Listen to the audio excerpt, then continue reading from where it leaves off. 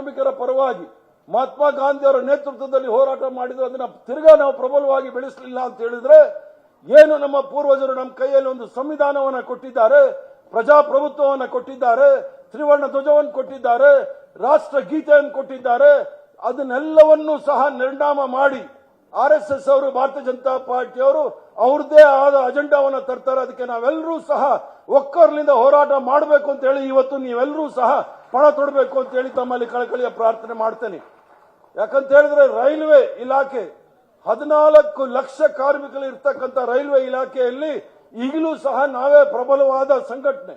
ಆದ್ರೆ ಅದಕ್ಕೆ ಯಾವುದೇ ರೀತಿಯ ಮುಷ್ಕರ ಹೋರಾಟ ಮಾಡಲಿಕ್ಕೆ ಅವಕಾಶ ಕೊಡೋದಿಲ್ಲ.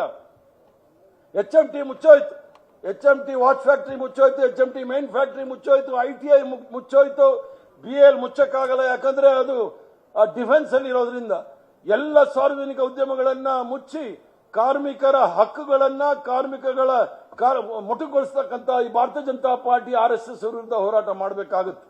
ಆದ್ರಿಂದ ನೀವು ಕೇವಲ ವಿಶ್ವ ಕಾರ್ಮಿಕರ ದಿನಾಚರಣೆಯ ದಿವಸ ನೀವೆಲ್ಲರೂ ಸಹ ಇಲ್ಲಿ ಸೇರಿದ್ದೀರಿ, ಸೇರಿ ಒಳ್ಳೆ ಕಾರ್ಯಕ್ರಮವನ್ನು ಮಾಡಿದ್ರಿ. ಕಾರ್ಯಕ್ರಮದಲ್ಲಿ ನೀವು ಯೋಚನೆ ಮಾಡಬೇಕಾಗಿರೋದು ಏನು ಅಂತ ಹೇಳಿದ್ರೆ, ಕಾರ್ಮಿಕ ಸಂಘಟನೆಯನ್ನ ಪುನಃ ನಾವು ಯಾವ ರೀತಿ ಪ್ರಬಲವಾಗಿ ಬೆಳೆಸಬಹುದು ಅದನ್ನ ನಾವೆಲ್ಲರೂ ಸಹ ಯೋಚನೆ ಮಾಡಬೇಕಾಗುತ್ತೆ. ಯಾಕಂದ್ರೆ ಈಗ ನರೇಂದ್ರ ಮೋದಿ ಅವರ ಅಧಿಕಾರಕ್ಕೆ ಬಂದ ನಂತರ ಕಾರ್ಮಿಕರ ಬಗ್ಗೆ ಇವತ್ತು ಯಾವ್ದಾದ್ರು ಮನ್ ಕಿ ಬಾತ್ ಅಂತ 100-150 ಮನ್ ಕಿ ಬಾತ್ ಮಾಡಿದ್ದಾರೆ.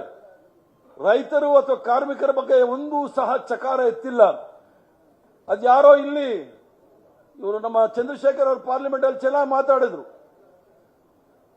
ಇನ್ಫೋಸಿಸ್ ಅಂತಿದೆ, ಅವ್ರಿಗೆ ₹1 ಲೆಕ್ಕದಲ್ಲಿ ಎಷ್ಟೋ 100 ಎಕರೆ ಅವ್ರಿಗೆ ಕಂಪನಿ ಮಾಡಕ್ ಕೊಟ್ರು. 317 ಏಕರ್ಸ್.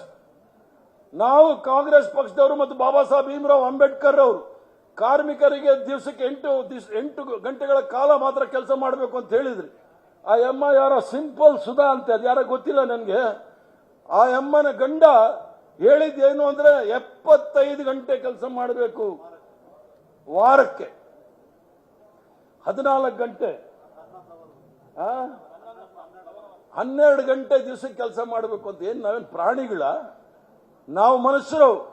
ನಾವು ಕೆಲಸ ಮಾಡಿಲ್ಲ ಅಂದ್ರೆ ಮಾಲೀಕರಿಲ್ಲ. ಮಾಲೀಕರು ನಮಗೆ ಕೆಲಸ ಕೊಡಬಹುದು.